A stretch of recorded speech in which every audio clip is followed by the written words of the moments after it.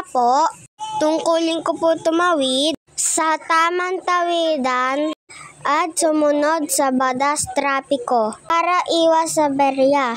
Pangalawa po, tungkulin ko po itapon ang mga basura sa tamang basurahan para po sa kaayusan at kalinisan ng ating paligid.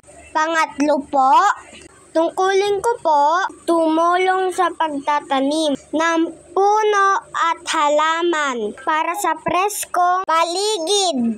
Pang-apat po, tungkulin ko po tumulong sa mga nangangailangan.